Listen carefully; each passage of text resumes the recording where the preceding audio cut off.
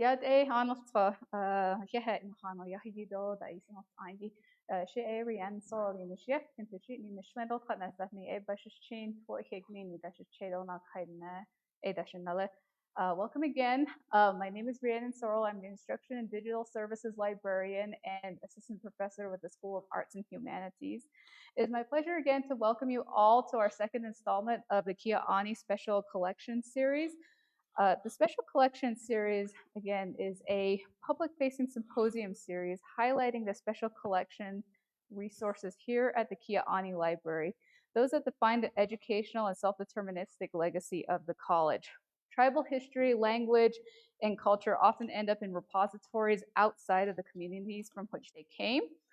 And many researchers and scholars look to large institutions such as state archives and university special collections for this knowledge. This series brings scholars, leaders, instructors that help build Diné College and the collections that document this history of self-determination in American Indian higher education. We bring them together to talk about these collections and what they have meant in empowering Diné people and advancing intellectual history and production on tribal homelands. This event was made possible by the Andrew W. Mellon Fellowship for Diversity, Inclusion, and Cultural Heritage at the Rare Book School. So we really appreciate their help in making this series possible. Today's talk is going to be on the history and legacy of the Navajo Community College Press. Navajo Community College Press was the publishing division of the Navajo Community College, which is now Dine College, the first tribally chartered and controlled college in the United States. The press published over 40 books, mostly on Navajo studies, most overseen by the late Ruth Roessel, the founder of Native American Studies at the Rough Rock Demonstration School. Although the press went dormant in the 1990s and the books are now out of print, the press's publication remains an invaluable resource to the college and speak to the college's mission of self-determination by prioritizing Native voices to Native audiences. And it wasn't just the books that were emphasized here. The college worked in newsletters. They worked in reports, president's reports, reports to the council. They encompass so many aspects of publication that are currently on display right now. So without further ado, it's my pleasure to welcome our first speaker for this segment of the series. Dr. Michael Lerma was born and raised in the Central Coast of California. As director of the Diné Policy Institute, Dr. Lerma is working on several studies, including an assessment of the Navajo emergency management systems, lessons from a global pandemic, and the Navajo Nation Health Public Opinion Survey, in addition to the revival of the Navajo Community College Press, now going to be Diné College Press. Dr. Lerma is also the author of two books, Indigenous Sovereignty in the 21st Century, Knowledge for the Indigenous Spring, and Guided by the Mountains, Navajo Political Philosophy and Governance, both of which are available here at the Diné College libraries. Go ahead, Dr. Lerma. Hold your applause, hold your applause. Thank you. How's everybody doing? How's your lunch sitting with you? Everybody doing well? I had to have some coffee here so I can stay awake and keep my voice lubricated with some honey. So yeah, appreciate the introduction. As I'm hearing you present on the press, I'm just thinking to myself, well, that's all that needs to be said. I guess we're done. We'll just go home, right? But I did make this pretty presentation here, which I imagine everybody can see online and in person. So I guess I'll go through it. Why not?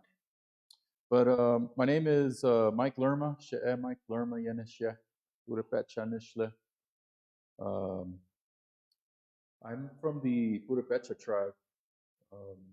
I'm an in-law in these parts. So, but I'm doing my best to pick up the Nebazad as we go along.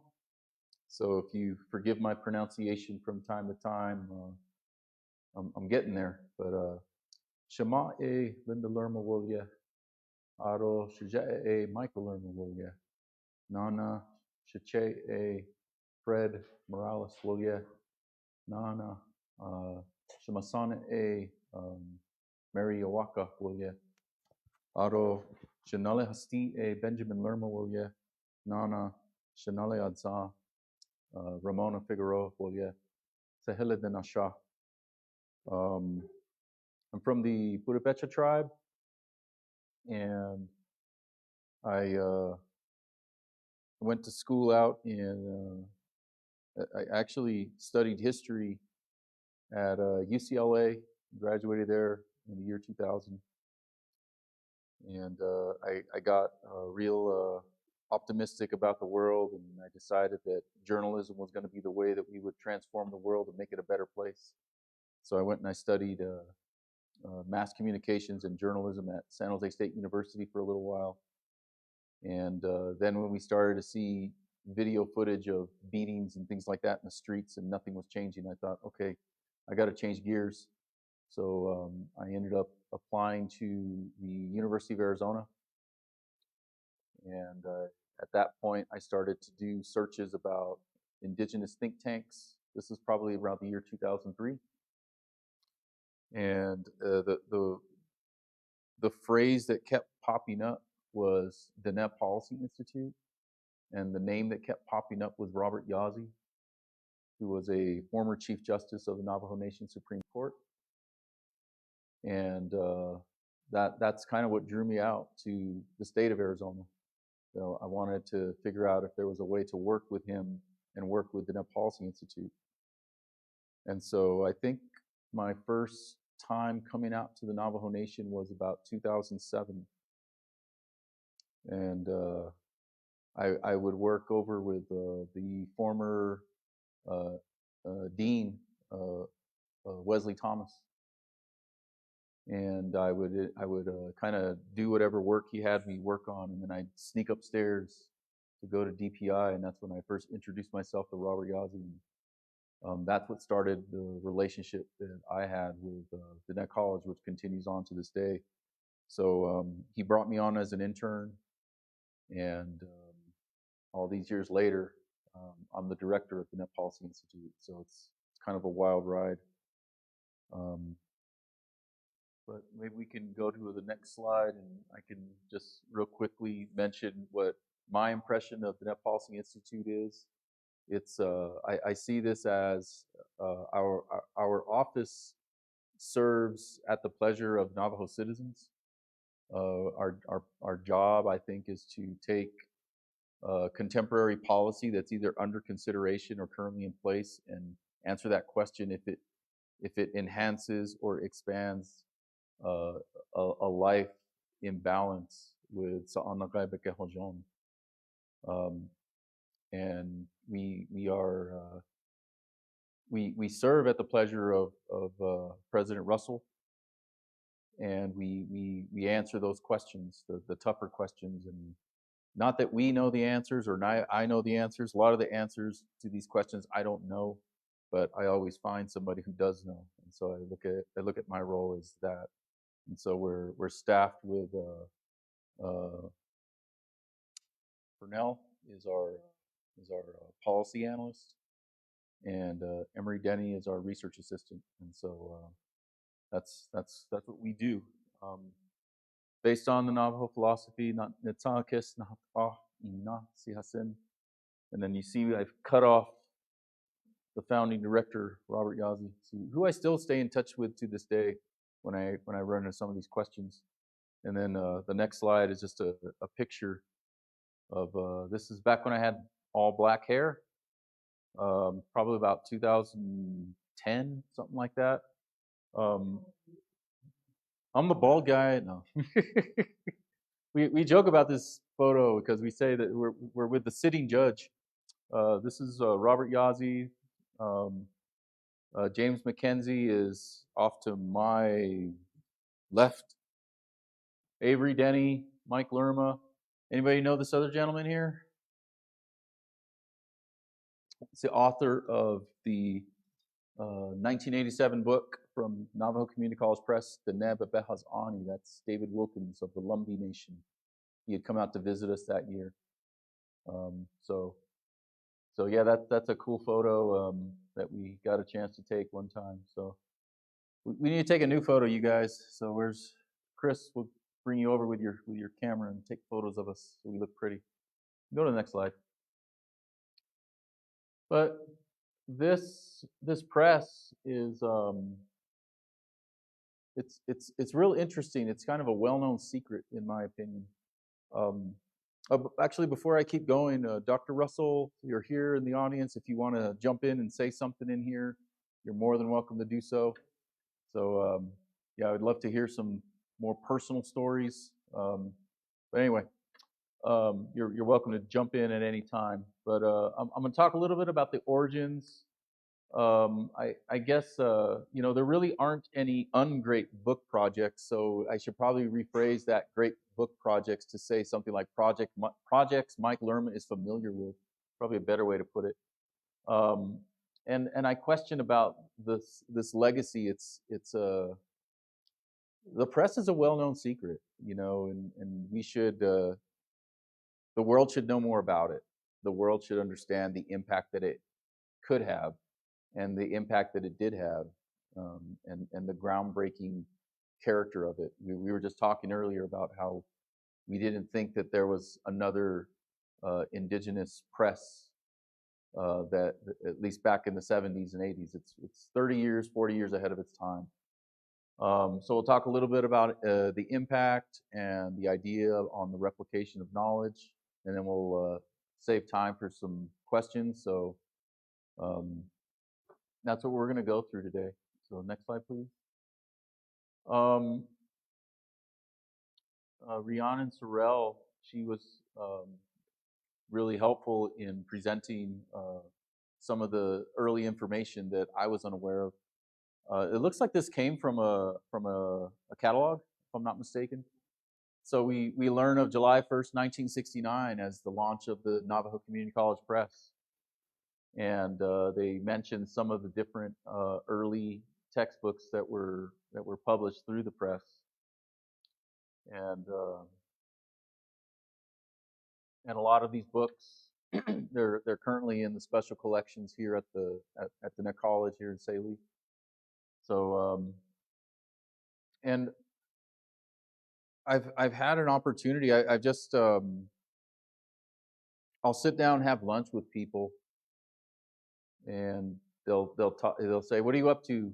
"Oh, I'm doing this presentation on the press in a couple of days," and they start talking about some of these books that they've read. "Oh man, I read that book on the long walk and all those personal stories, and it really changed the way I look at things." And really powerful stuff. So you have a lot of people that are about my age and a little older that are reflecting upon this, and they're really excited about what we're trying to do with it today and relaunch the press as we go forward. So we'll go to the next slide. I think of this press as really unorthodox because I think it gave a space back in 1970, 1971 for topics that really, I don't know that you would have had the ability to get this kind of information published through other presses, University of Arizona Press or Harvard University Press. I don't know that they were really interested in these topics. I can't say for sure because I wasn't born yet, but and so just the idea, that I really call it an audacity, and I love it, that the founders of Diné College, of Navajo Community College, they had the audacity to say we're going to educate our own kids with college education. And one of the lesser known things is that these founders also had the audacity to say not only are we going to educate our own kids, but we're going to publish our own books. And to have that backbone is it's inspirational for me anyway. That maybe I'm not so crazy when I think about when I was a kid. I remember I was in kindergarten, and I grew up in a town called Oxnard, California. A lot of farm workers, and I got really excited in kindergarten because they said that we were gonna write up a book, and they had this super long stapler like this so that you could staple it in the middle, and I was like, wow, we're really doing it. And I wish I still had it, but I think it got lost. and they even laminated the cover, and I took it home, and I was like, oh, I got my first book. And I started asking my mom, how do you write a book? How do you do that? And my mom didn't know. And I asked my grandma, how do you write a book? She said, I don't know. And so a lot of people, kind of my cousins mostly, were just like, you can't write a book. You're just like us, you're no better than us. You're just a brown kid and you don't know nothing. And so, but I didn't believe them. And so the founders of this college, they didn't believe the hype either. That, you can't do it. They said, no, we're going to do it. We're not asking for permission. We're telling you. And kind of the same thing with the press too. We're not asking for permission. We're going to do it, and you're going to see.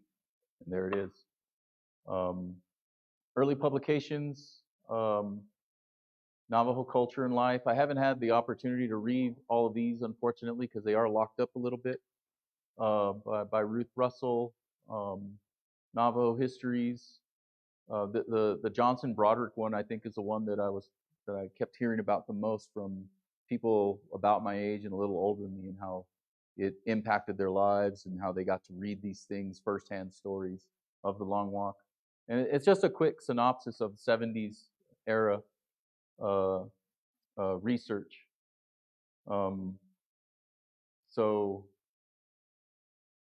just even the livestock reduction, something as powerful as that, it got to be told from the perspective of Dine, not from the perspective of the federal government or from settlers that had all kinds of negative things to say about it. Oh, you're overgrazing, you don't know what you're doing, blah, blah, blah. And in this 1974 text, you got to see it from the perspective of Dine and some of the tragedies that go along with that. You got to tell your own story. And so I'm constantly inspired by this kind of activity that was possible here, and all started with a prayer. That's step one. So we'll go to the next slide. Just some. I got these photos from Rhiannon, so thank you. Just wanted to share real quick, just some old covers. You can go to the next one. Just some information on Navajo Community College. This is some of the early stuff that was being published. Go to the next one. Even newsletters, informing the community about what's going on. Building delays. Seems like some things don't change, but it happens. Go to the next one. And this is where I start to get into, my own line of work. I'm a political scientist by training, and this is the book that I just shared with you, the photo of David Wilkins when he came to visit us, and this is his book from 1987, Kinyaa'áanii. Sometimes I look at it and I think it says Dine, but I'm like, no, it's not that. It's Kinyaa'áanii. But anyway, I've had the opportunity to share lunch with David on occasion, share coffee with him at different conferences, and I would ask him about his experiences here at Navajo Community College. And this was, I guess, in the mid '80s. He was a faculty member here. He started his career there, and he moved on to other places. And he was telling me that it was difficult, it was challenging to teach a class on Navajo government in 1986 or 1985, because what kind of textbook is he going to use? There were no textbooks about this kind of topic back in the mid '80s, and so he had to write his own book. And so one of the real interesting passages in the beginning of the book is, I think this is where it's at if I remember correctly. We can check my statement later, see if it's factual or not. But I believe it's in this book. In the very introduction, it says, Navajos are the most studied tribe on the planet. And I was like, wow, that's a heck of a way to start off a book. And he goes back into trying to write from the perspective of the Dine leadership, governance, and the institutional parameters that were put in place at that time. And a lot of you have very likely read the subsequent versions of this book. I don't know, does anybody know the name of the current version of this book? Because he changed the name. I don't know if anybody's heard it. It's the Navajo Political Experience. If you ever took the class on the and you were assigned that book, the Navajo Political Experience, I think it's probably in its 5th edition or something like that. This was the 1st edition of that book. And I have bookshelves all over the place in Tuba City and Tempe and here, and all of those shelves, if I were to get them all together one day, which I will sooner or later, I'm pretty sure I have every copy of every edition. And it's kind of my job, because if I'm the guy that does Navajo governance and leadership, or whatever it's called, probably should have these books in my collection at the very least. So, and I think a lot of the other books that I'm not going to focus on at this time, they also have a similar legacy. I'm just not as well versed in it. I'm just sharing with you the parts that impacted my career and that I found, again, inspiring, that we can do this. We can do it ourselves, and we don't need permission from others. So, yeah, we can move on to the next slide here. So I'm going to get a little professorial here for a second and share a theory that it's a theory of power, and I want to utilize it to talk about the power of having your own press. And I think about it's political theorists that'll come to mind right now. I think about Robert Dahl's definition of power. And he says it's the definition of power is A, getting B to do what B would not otherwise do. So it's me forcing you to do something that you wouldn't ordinarily do on your own. And that's a coercive form of power. And then there were other scholars that came along a little later that talk about a second dimensional view of power, and it's a little more subtle. And what they talk about is membership. And so you think of the family of publishers in the world today. They kind of had their own membership. It's informal. It's not necessarily like you have to check these boxes and then you're legitimate. But it's things like you have to have a governing board, and you have to have a press editor, and the press editor serves as a gatekeeper. And it says, well, your manuscript's okay, I'll look at it. Yours, I don't like yours. You can't look at yours. Yours is good. Yours is bad. And they screen it. And then they take that. And so these are just rules, kind of like a board game. So they take the manuscripts that are acceptable, and they send them out to review, and they send off to 2 experts in the field. And the experts either say, revise and resubmit, typically is what they say, or they say reject because it's bad. And I can't say, because I wasn't there, if the Navajo Community College Press operated this way, but this is kind of what you're butting up against. And I see it as it's power in the sense of saying, no, we don't need to go off to Oxford University Press to tell stories about the Long Walk. We're going to do it ourselves, and we're going to decide for ourselves that it's legitimate, that it meets the needs of our students, and that it's something that is going to be impactful for years to come. And that's so groundbreaking to me, and as I get to a little bit more into the slides here, it's decades ahead of its time. There really hasn't been any other press that I'm aware of that was run by a tribal college or an indigenous community or whatever you want to call it, until many couple of decades later. So to me, Navajo Community College Press is asking the questions that others would not even allow to come up. And that's a power in and of itself. It's saying, this is the question we're going to answer. Where everywhere else we had challenges with, they won't even let us ask the question, let alone develop the answer. Does that make sense? That's kind of how I see this.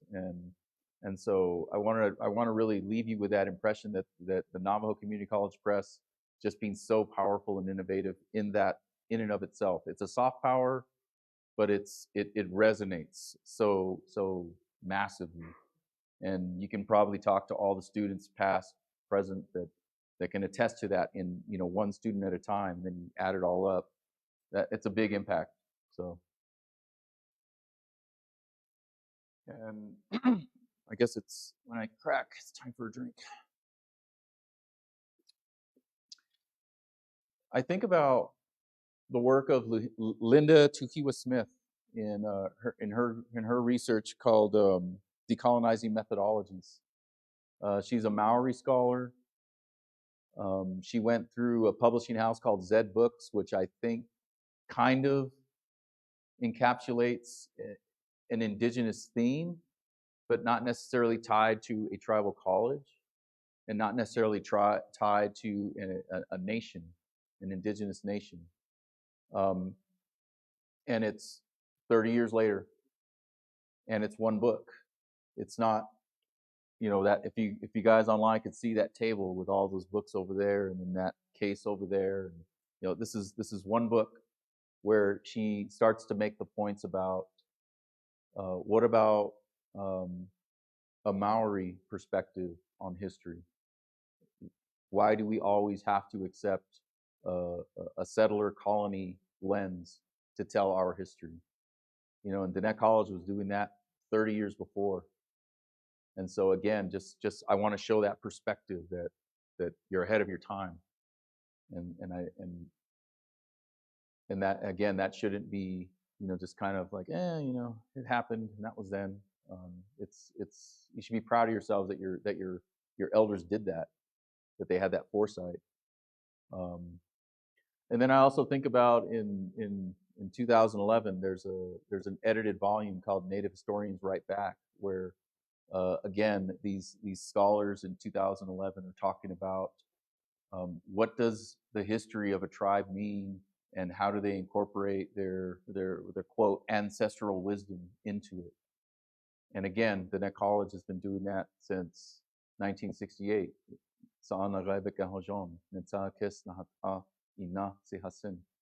It's already there.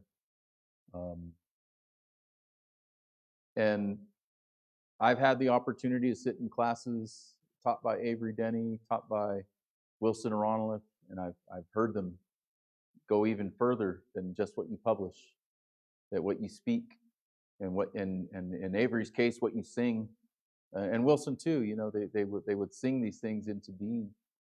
And even that, I've always saw, for example, we'll take mountain songs, mountain soil bundle songs, just being, and it's a philosophy within a philosophy right there. If you understand those songs, you got Cisna Jinne Sotzis Toko Sleep Dependitsa Cisna Otis E Cis Chon, and you have the elements tied to it.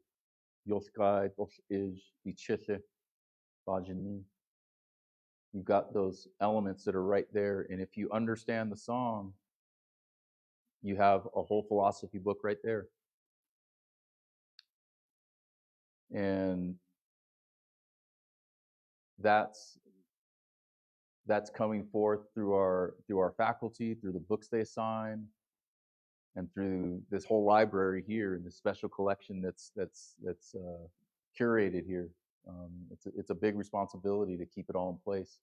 So a lot of these other indigenous communities are just now in a position to do that, and so and the extent to which we can assist others is always a good thing to help our relatives from across the oceans and wherever, because we do need to tell our stories from our own perspectives, and a lot of you guys are going to be the current and future scholars that write those things down too. That's the way I look at it too. So that's my perspective on it. So that's why I say the community college press, the Navajo Community College Press, was at least 30 years ahead of its time.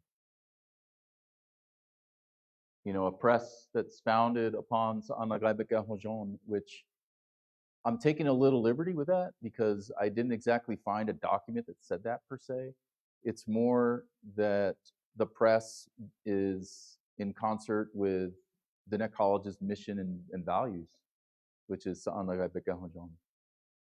And I know that a long time ago, I got a text message from a friend of mine, and one of his rhetorical questions, and it just says, "What does SNBH mean?"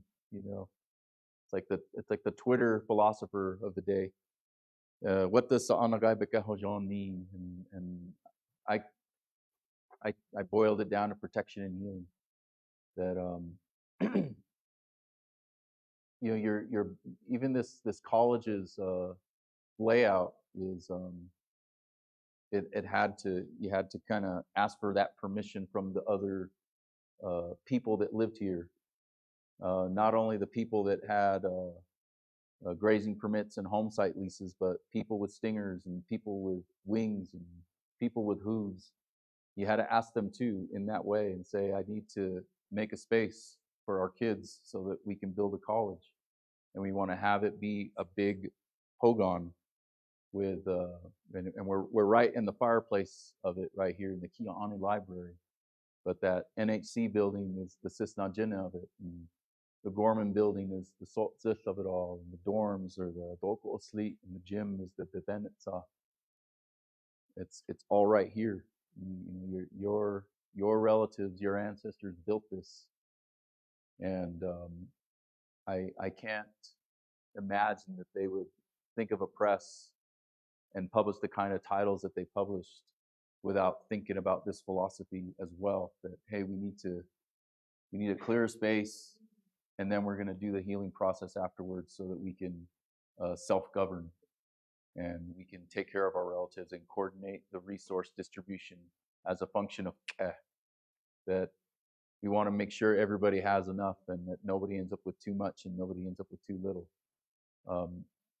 Dine Policy Institute, we got to talk about that a little bit too with the council reduction research, where we analyzed it in terms of the monsters that we saw ourselves as combating, poverty and jealousy and those monsters that they talk about: old age, thirst, hunger, what have you. And yeah, I read into it a little bit. I took a little liberty with that there, but I just based on the titles that were coming out, that's what I see just from my own perspective. So. Are we okay on time? Am I talking too fast? Should I slow down? Yeah, keep going. But really, one of the reasons that I mentioned that I tried history as a field of study, and I did okay at it, but I think I realized after my undergraduate degree that I'm more of a future thinking person than a past thinking person. So that's why I'm not an historian these days. So along those lines, and this is another failing of mine, that historians tend to know dates and I don't, But sometime before the pandemic, I remember President Roessel giving an introductory welcome to the faculty and the deans, and we had talked about the Navajo College Press. He had put out a call for proposals. I feel like it was months before the pandemic hit. I could be wrong. And so that went out over email. And I remember going to Dr. Roessel and asking if I could help. How could I help make this happen? Because I would love to see the Diné College Press come back. And so we started talking about it, and we had some meetings with some different individuals. But you know, the pandemic really set us back in that way, because I think we had much higher priorities on our minds, obviously so. And so, but I never forgot about it, and I don't think Dr. Russell's ever forgotten about it either. And it's something that I wanted to keep it going in some form. And at the time when I was thinking about the future of the Diné College Press, I was the dean of the School of Business and Social Sciences. And that meant that I had a working relationship with a number of faculty within the School of Business and Social Sciences.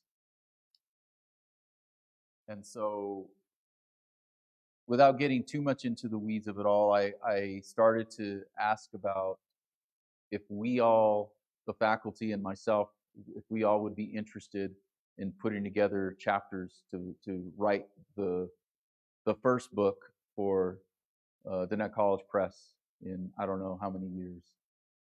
And I was able to get support and writing samples, which is usually the hardest thing to get from people. I got support from Kinyaa'áanii, Greg Redhouse, a former faculty, Manasseh Begay, and Professor Miranda Haskey.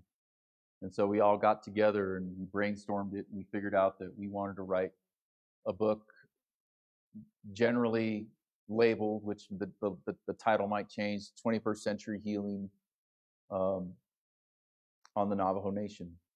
And they're writing from their various perspectives on what it means to have a thriving Navajo Nation in the 21st century.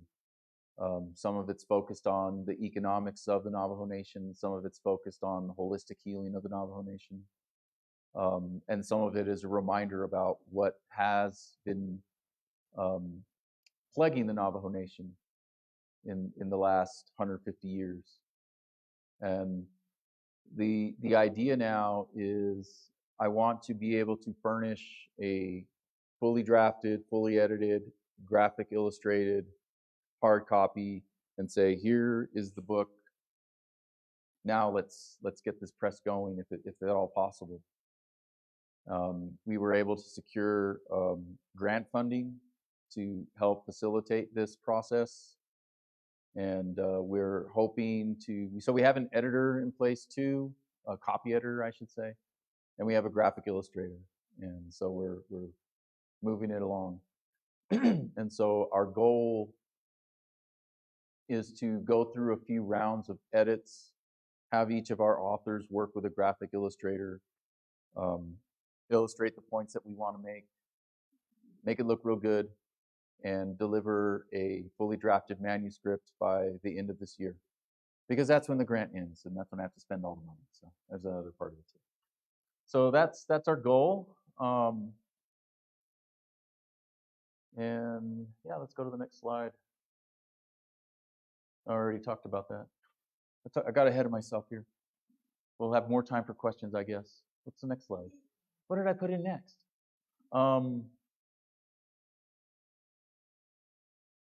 You know, it is a unique thing to talk about. A press that's really a place for replication of knowledge, dissemination of knowledge that can be utilized in your classrooms. I see a couple of faculty in here, and you know, I don't know if you've thought about writing your own book for your classroom. My first book came out of that. My first book was called Indigenous Sovereignty in the 21st Century, and it came out of, I think, 6 or 7 years of teaching. I would teach a tribal government class in the fall at Northern Arizona University, and then I would teach a Native American politics class in the spring at Northern Arizona University. And all of my lecture notes started to pile up, all of the chapters that I would grab to teach because I was not satisfied with any kind of book that had existed at that time to teach those 2 seminars. And every summer, I would come out here to Tsaile, and I worked with the Net Policy Institute until Robert Yazzie resigned. And but even then, I would still come out and you know, I would just write. And so that book was largely written here, and largely written with the guidance of my mentors like Robert Yazzie, Avery Dine. They guided me along the way. And so that's the so it's all up to us to, you know, it's our challenge. And if we want our students to really learn the points that we're trying to make, maybe this is an opportunity for you all to put that project together and help us get the press back to life again. So yeah, our elders teach it, and our students crave it. Our world demands it, and I think the inn expects it. And now I'll thank them and open it up for questions. She's trying to rush me off the stage, I think. Dr. Roessel, I'll put you on the spot if you have anything to share, or I'll cede the take up some time. And then we'll get to questions.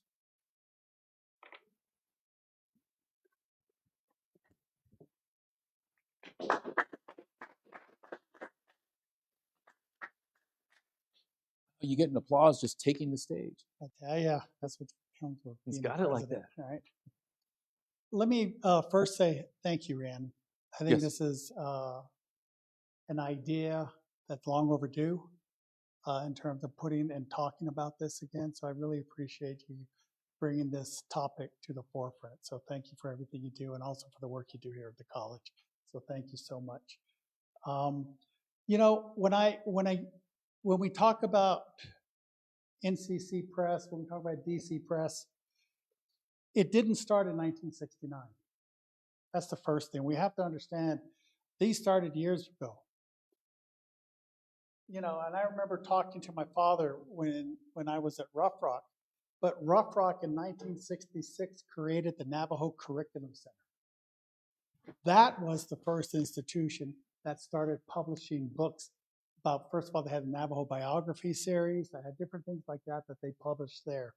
And you have to remember, NCC at that time in '69 was in mini farms, just down the road or up the road, depending on where you're at, from Rough Rock. So there was a lot of collaboration between Rough Rock Demonstration School and Navajo Community College at that time.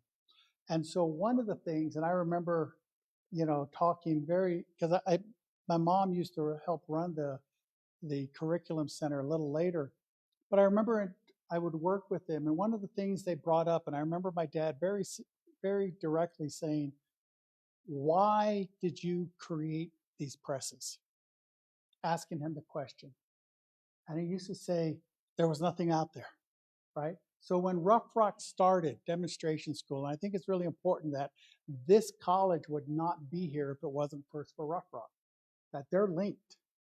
They are linked. So Rough Rock created in 1966 as the first tribally controlled school in the country, right?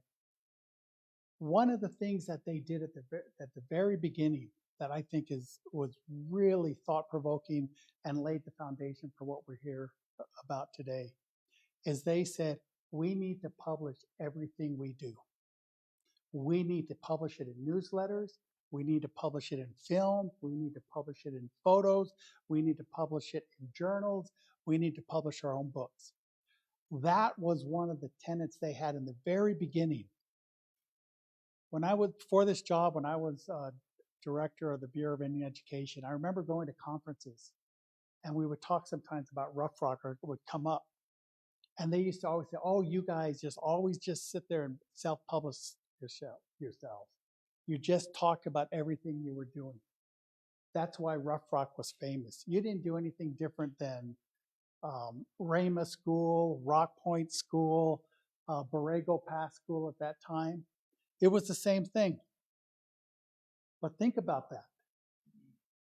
If Diné College or Navajo Community College at that point and Rough Rock at that point did not publish, there'd be no record. There'd be no voice and perspective from the Navajo about their own creation stories. So from the very beginning, one of the reasons I think that they created the press and they said such is that they needed to justify, okay, what are the things that you look at when you look at higher education? Publications, research, right? They needed to be on that footing right at the front.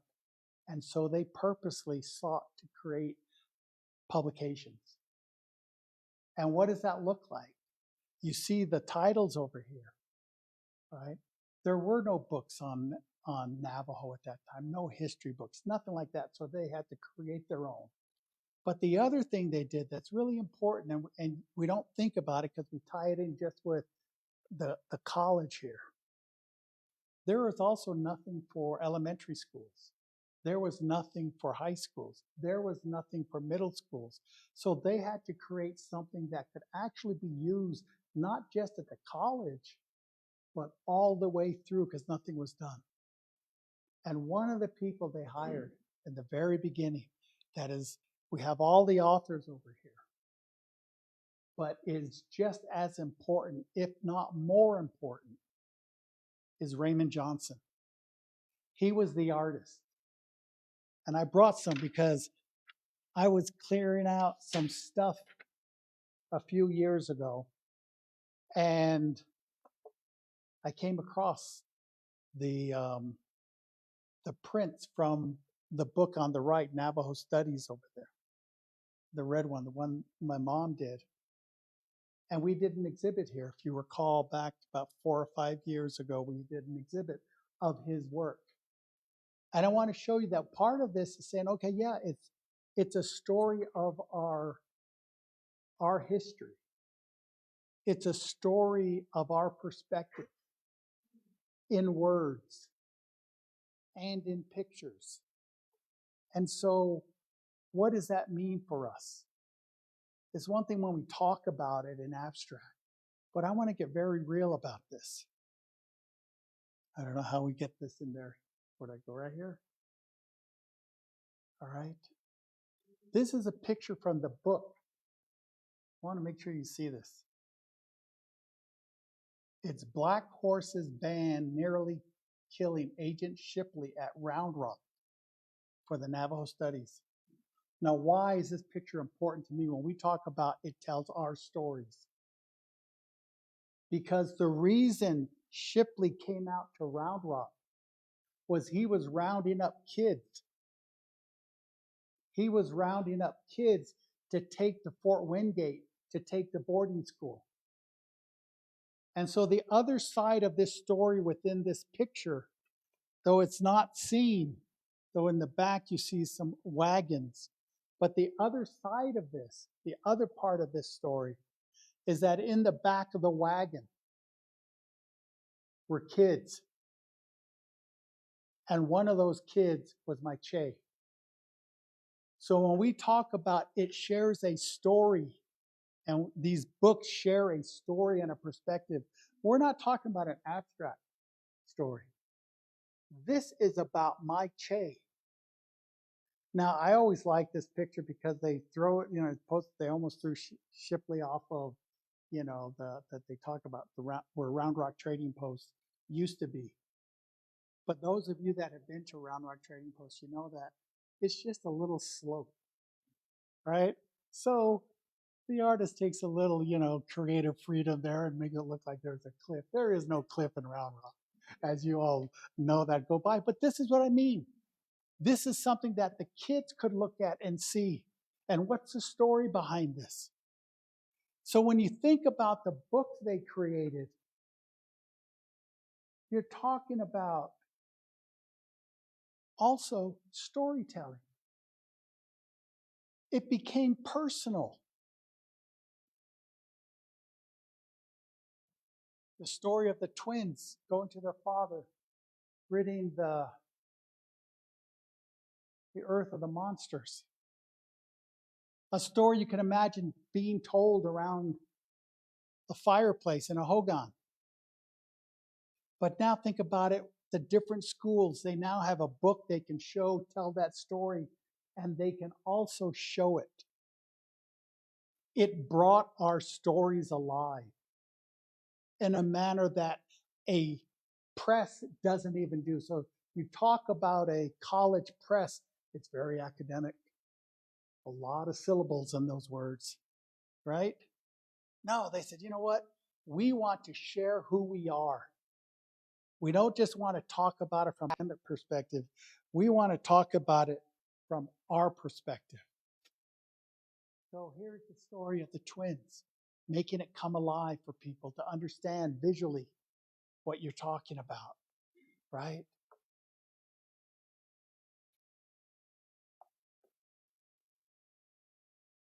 Here's a picture from the long walk. Stories of the long walk. Again, so Raymond Johnson reads all those interviews, and then he puts that pen to paper. And if you want, you should come up here and see the detail of this. It is absolutely amazing. Just gorgeous.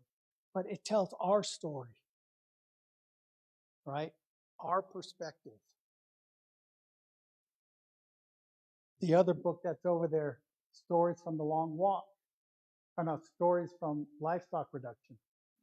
So here's a picture that depicts the government coming out and just killing. And look who's there, right in front of them. That's not the way it's told from the history books, right? Oh, we did this to help you. The Collier, as Mike said, you know, we're here, we're from the government, we're here to help you. Here, get the rifles. And they just shot. So it shows our perspective, not the government's perspective, but our perspective and the pain that caused us. And the last one I'll end with is something that I think really depicts this, but also starts, you know, Narbona Pass, right up the road here, right, by Crystal. What was it called previously? Washington Pass. Exactly. And who named Washington Pass? Yeah. So, and it was like in the history books, it talks about there was a battle. Hell, there was no battle. The army shot Narbona in the back. So Navajos turned around and said, we're going to name it after ourselves. But this helps depict our perspective of the same incident that glorified a white general. Now with our story and our picture, we now honor Narbona. That's what our stories, our pictures, that's the power of the press. Because this showed what it would look like. Taking all of that information. That's why sometimes when we talk about NCC Press, DC Press, the Navajo Curriculum Center, we don't understand that this was really something that was much more unique than just the idea of creating a press. It wasn't just about perspective, but it was also about presentation. And sometimes I think we forget that because a lot of the work that is done is based on story. Telling. Not just story, but telling. And that adds a whole new dimension to it, where you bring in the visual side of this. Now, that's the challenge we have today. Mike brought it up. We want, I want, we will, just don't know when, to start the press up again. We have funding, the grant that is talked about, but we need to make sure we're sustaining that. That's the challenge. Now, the old press, that was, you know, the old way of doing things, right? You got the manuscript, you went out there, you got 5,000 copies, 3,000 copies, and then you had to figure out how you're going to distribute those books. You don't have to deal with that anymore. You can do print on demand. There's all different ways to do that. So we have to think about what's best for our college going forward. How can we sustain it so that we're publishing works that need to be published, voices that need to be heard, but also that we can continue it, because the last thing you want to do is start and stop. But we're not stopping there. We're not only going to create and restart the press, but we're going to create a journal that goes with it. But we also need to provide, and the journal is going to be the Journal of Navajo, right? So it could be economic, it could be, literature, it could be, public health, whatever it is, whatever there is out there that we feel is worthy of being published. But also one more, and that is taking the idea of how do you, with this history, the visualization now of research, not stopping just with the written word. We need to be creative. We need to find ways to take research to another level. We need to find ways to make our story acceptable at the kindergarten level as well as the higher ed level, at different levels. So part of creating and restarting the press is to reimagine it. Reimagine in a way that how do we try to help? And what can a college do? And I think Michael brought that up really perfectly when he talked about, I used the word convening, bringing people together for ideas. Now, what does that look like going forward? I don't know. I need the help of Orlando and Michelle. Alex, I need the help to bring people together, say, hey, what about this? What about that? And not just here, but outside too. Because remember, the college, when it was created, was the higher ed institution for the Navajo people, not the Navajo nation. It was for the people. So if you take that idea, what now does that press look like going forward? I think we have a real opportunity. And I think there's a whole lot of things. If we just focus on the press, that'd be great. But the other is talking about, okay, how do we use other media? The conversations, the things that we could do with podcasts. How could we try to do that to make it a larger impact right now? To engage people at a lot of different levels. Part of what we're trying to do is, I keep talking about this with Dine College, and that is the idea of come home to the nation's college. We have faculty all across this world, Navajo faculty, Dine faculty. It'd be great to have some come and work back home. But the press, is another way to come home, to share your knowledge that you're sharing now at Harvard, that you're sharing now at Florida, wherever the institution you have and that you're residing in, and say, I want to give back. Because the press is about giving back. When it was started, it was about that. When we restart it, it will be about that. And how do we try to move back to that type of mission statement, if you will? Mission statements always sound so Western, right? But our beliefs and who we are. And so I think, I love talking about the press, but I also want to make sure that we start our creation story does not start with publication dates. It starts with our stories. And these are depictions of when our DC Press and NCC Press started. The storytelling part, that to me is what we have to maintain and keep true to that as we go forward. So, all right, I'll stop there.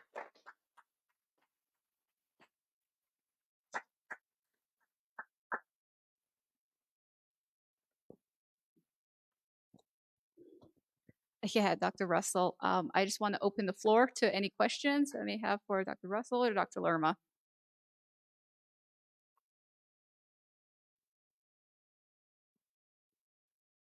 First of all, of course, fantastic talk. Thank you both so much. Really looking forward to DC Press being brought in. And there will be a question here, I promise, but just had to say that all the credit goes to social and behavioral sciences and business. That is a fantastic project to restart the publishing house was book that is not just strengthening the collaborations within school as a collaborative collection, is externally funded. It's fantastic. Like everything about it is. The question is, have you guys heard by any chance any of the other schools doing anything similar? Because if School of STEM is doing something like that, I'm completely oblivious to it. I don't know about arts and humanities, Dine studies and education. Are there other projects within the college creating manuscripts for the DC Press being restarted? I've had some people talk to me about that. I know one of the things that we were looking at possibly was the arts and humanities, the art exhibit they had. They got funding to produce a publication that would go with that exhibit. So that was one thing that, you know, kind of looking at is having a accompanying publication that would go with that art exhibit that was held last year. But we're open to ideas. I mean, right now we're trying to structurally also figure it out. You know, we have to make some decisions in terms of where it would be housed, you know, the funding, hiring personnel. How are we going to sustain that? What's that budget look like? So the ideas in some ways are easier.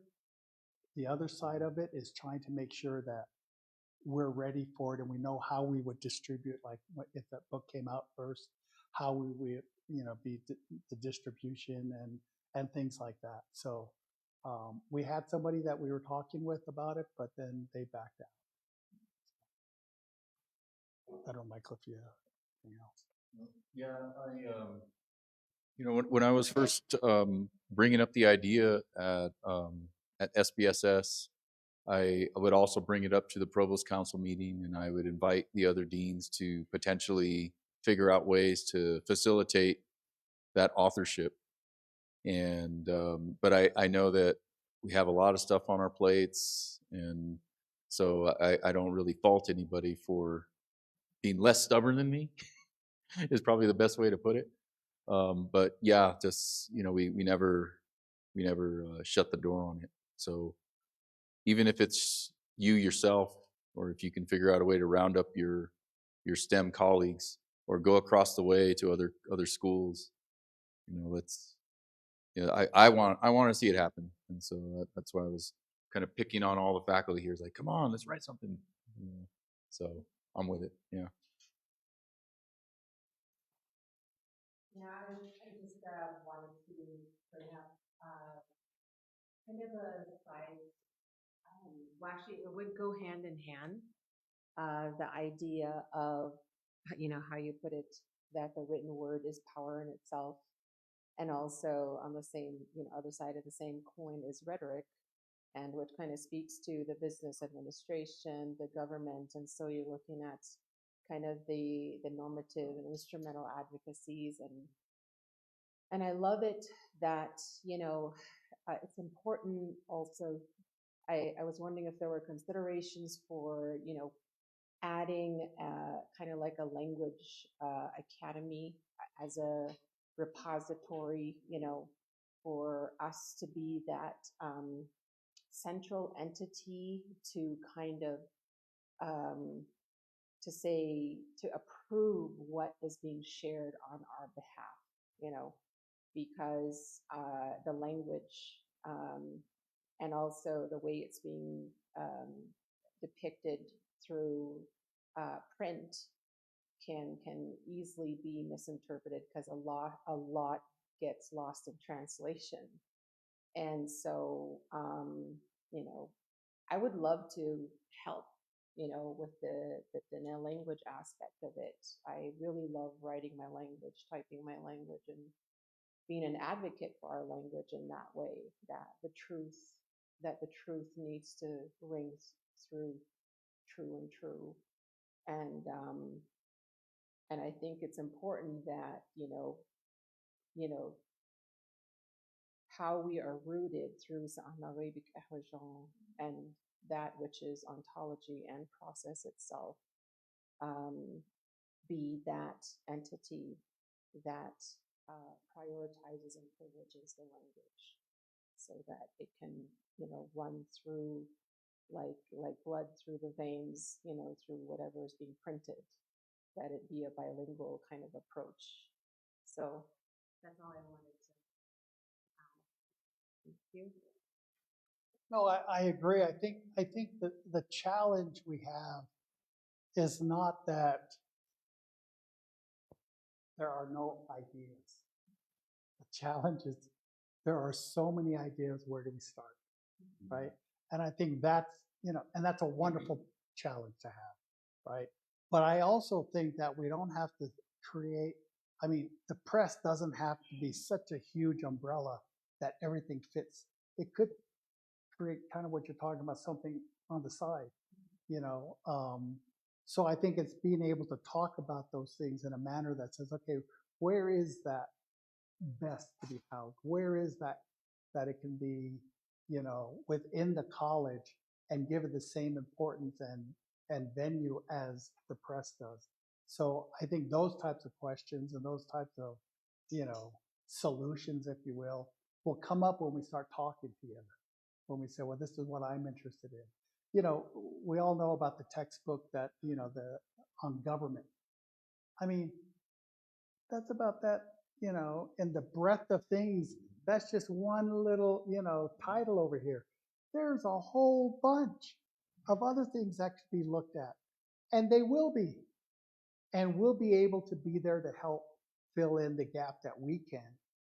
But I also think that by having these connections with other faculty from all over, that it actually will help so that we'll start looking at manuscripts and ideas that are much broader and not just about the academic rigor of a press, but are looking at things a little differently. Because our mission is not going to be the same as UNM Press, U of A Press, University of Oklahoma Press.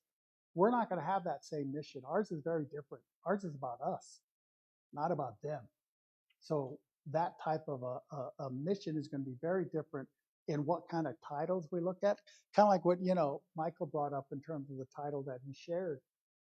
Very different approach. I think if you were to go to the other presses, they probably would not say, that's maybe not really what we're looking for. But that's exactly the kind of stuff we're looking for here. So I think the more ideas we get, I think the broader it could be. I really wanted to be able to come out with a few, when we first talked about it, we talked about coming out with a few, and then we thought, okay, that's a lot of work. So starting with one, but go ahead. Yeah, I never want to give the impression that, maybe I should put it this way. My visions can be quite myopic, but that doesn't mean that you're not invited. And so and the only reason that you shouldn't have me in charge of or involved with works dealing with linguistics is because I'm stumbling on Navajo words to this day. The Nebazad is my second language. So it's really a matter of the Dine language speakers that are able to do that and have that passion. They're going to do a much better job than I know I would. So you're certainly invited to contribute because it's a big lift. We need everybody to contribute, So that's my comment on it. Yeah. And I think the impetus that, and I want to thank Rhiannon. I think this will help put it to the front of my to-do list again now, because after a while it's just Michael and I talking. Yeah. So this now can put it forward. So I think what you can expect is an invite to college-wide meeting of what are some ideas that we have? What does this look like? And so in the not too distant future, you can look at your inbox. On that note, we do have a question from one of our online viewers. Dr. Gray Eyes says that this is exciting for Diné College. My question is, when will a call up for proposals for the journal be sent out?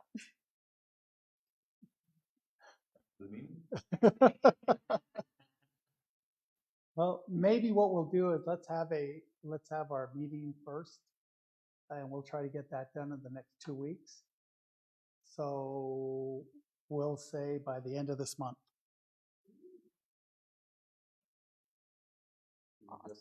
nominate Wendy to be the editor-in-chief. Based on the question, Wendy is now the editor-in-chief of the, I'm kidding. But I think that, I mean, this type of conversation does help. I mean, we're focused on other things, you know, meeting with potential donors to look at other things and ways to try to work with this, I think would be good. I think, you know, I think there are some things that we'd be looking at, an editorial board, so getting some names from people for an editorial board, possible editors, but we could always have guest editors, you know, in the beginning rather than and contract that out. So there are some things that we've already kind of talked about as a way to expedite and speed it up. So yeah, I by the end of the month we'll have called for proposals. Is everybody in the room here an editorial board member now? Yeah. What about our students? Do you guys have any questions? I assumed you guys are students because your hair's not gray.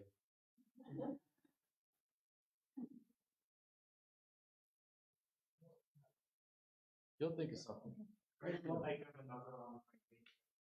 Right. I'll ask mine real quick. This comes from a library perspective, mainly because we are on the front lines in terms of getting these resources out to people. And one of the repeat questions I always get all the time from people coming in and seeking these resources. And initially they want to buy them because you can't find all, obviously they're out of print. And that's one of the main reasons they are classified as rare books is because they are no longer actively being printed. So whatever is out there is what is out there. And the next question after that is, Diné College going to be reprinting the existing books once?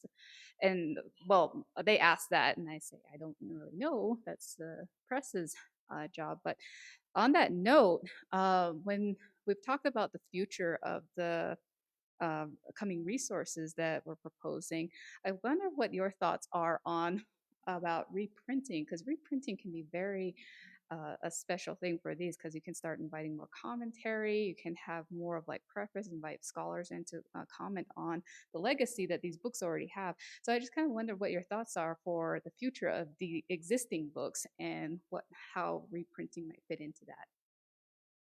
No, I think it's something that, you know, we would look at. And I think the other part of that is to focus on, as I mentioned earlier, the whole idea of print on demand. I mean, so with that in mind, I don't know how it plays into getting, you know, updating some of the commentary, but being able to work on that. I think one of the challenges we would have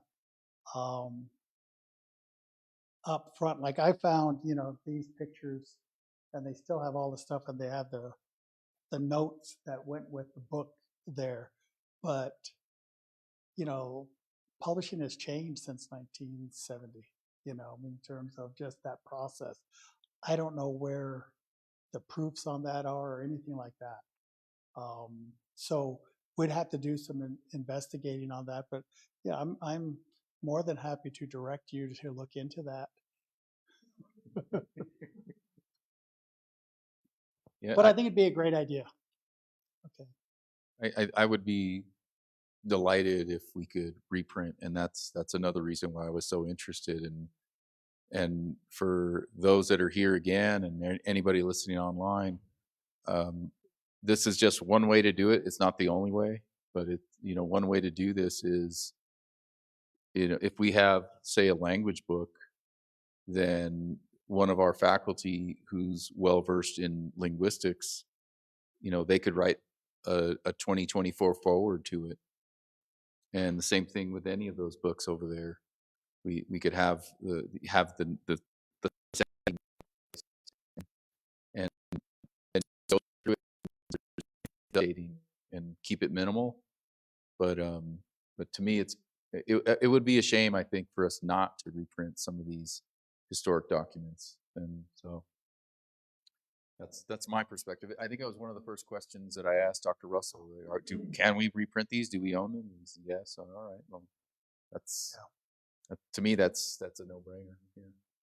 So maybe what we could do is at the meeting that we're going to have, is see who might be interested in working on that, doing some research and finding out what it takes.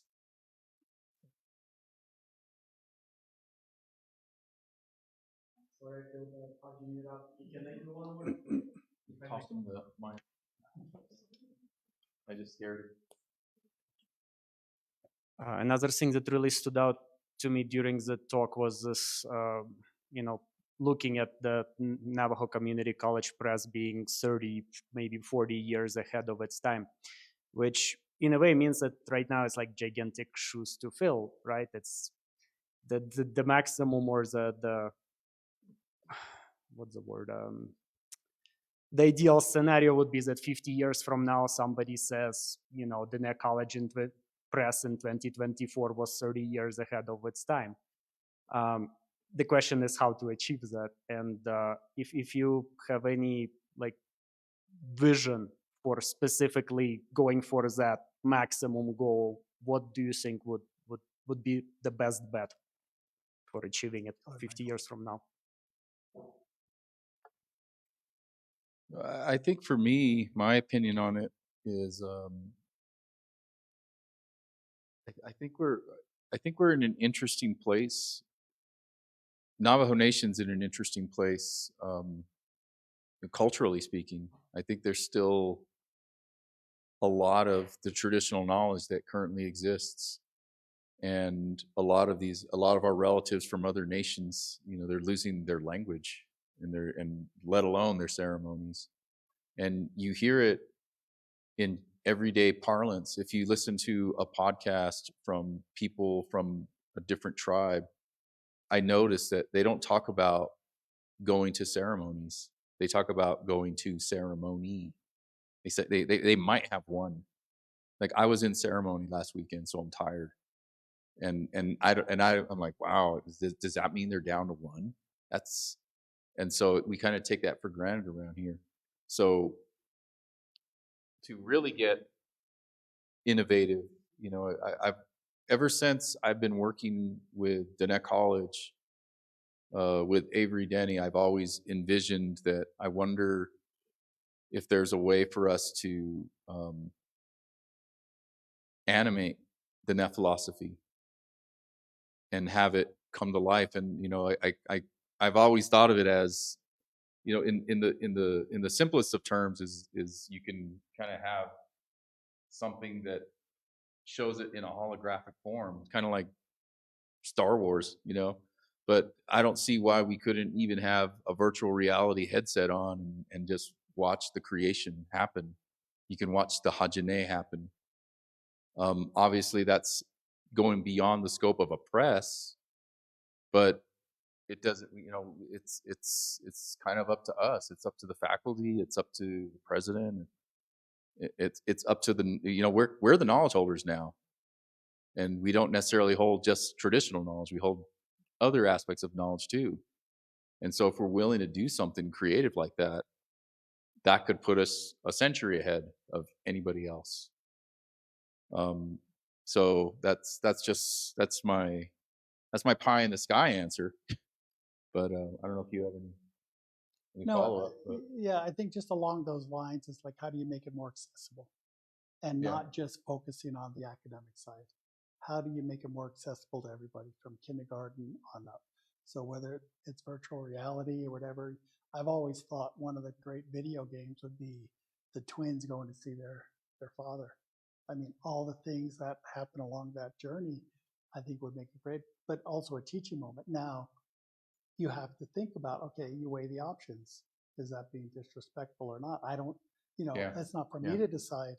But I will say this, one of the challenges when I was at Rough Rock and we were creating a medicine men's training program, one of the reasons we stopped was ultimately it came down to a decision of what you're not going to teach as opposed to what you are going to teach. Because what you choose not to teach is probably going to die. And nobody wanted that responsibility of saying, we're going to focus on this because we can't cover this. And that's going to mean it's going to just fall by the wayside. The old medicine men training program that was here, that's the reason why it was it 30 years, 40 years ago? That's why it's that same question. What do you choose to hold on to? What do you let go? Those are much too weighty, questions for me to answer. So it kind of goes what Michael's talking about. If you're going to do this, then you're not going to do that. And every day we lose more speakers.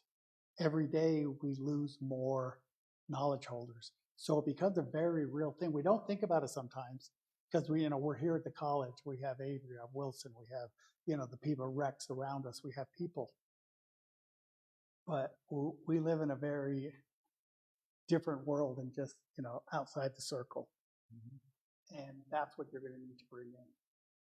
So I think that type of conversation is a really tough conversation to have because you focus here, you're not going to focus there.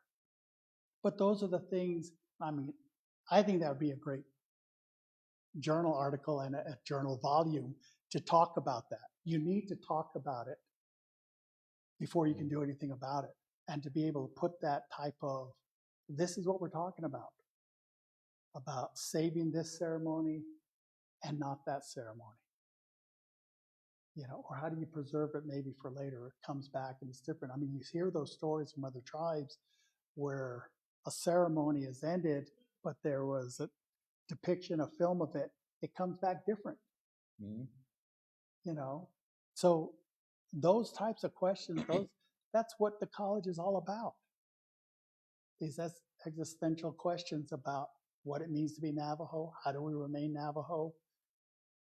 That's what they thought about in '67 as they were getting ready for '68.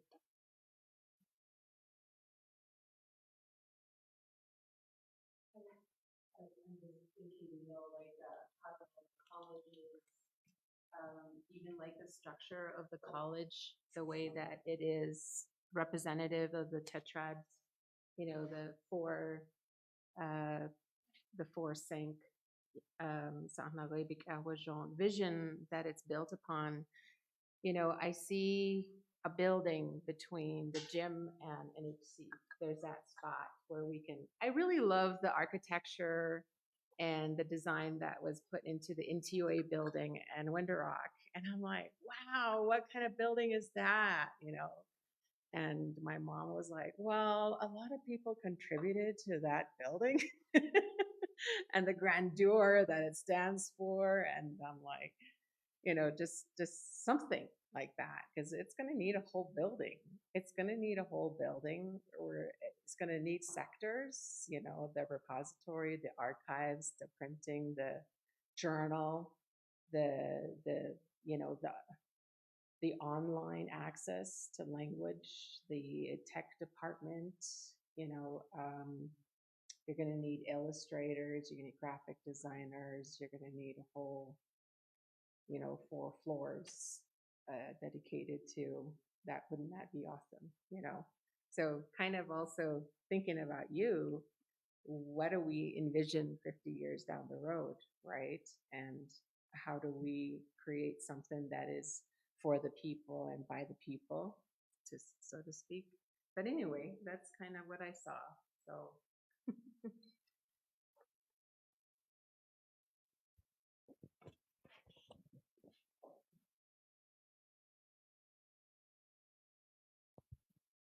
Yeah, I don't really have any response for that, but appreciate the comment. That's all I can say.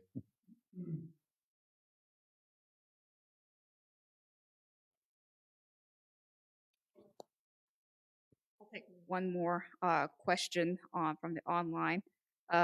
This is from Dr. Ami. How will the press address diversity, equity, and inclusion across the gender lines?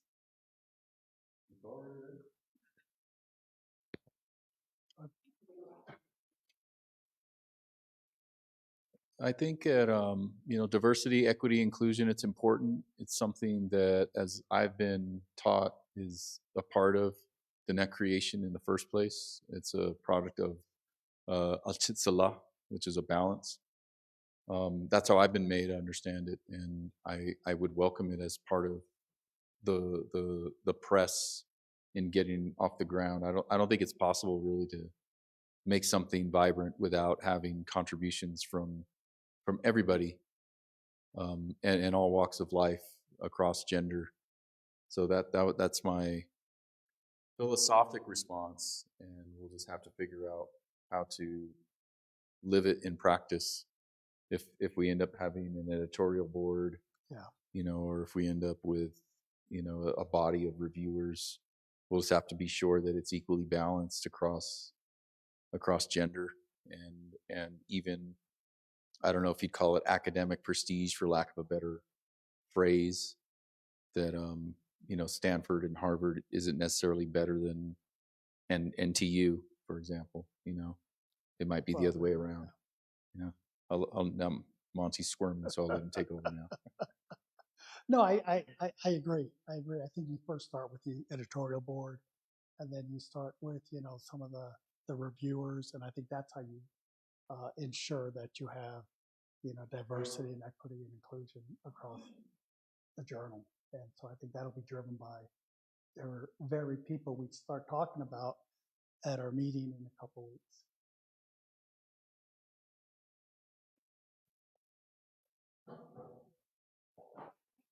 All right, I want to thank Dr. Roessel and Dr. Lerma for giving this talk. I would like to keep that line of communication open about that meeting, because there are a lot of people on their live feed who are very curious about what the next steps will be and where to go from there, future funding and so forth. So being able to make those resources available through our events website, we'll be passing those on, and through the library's website as well. But again, thank you to you both, and thank you to everyone who tuned in with this live stream.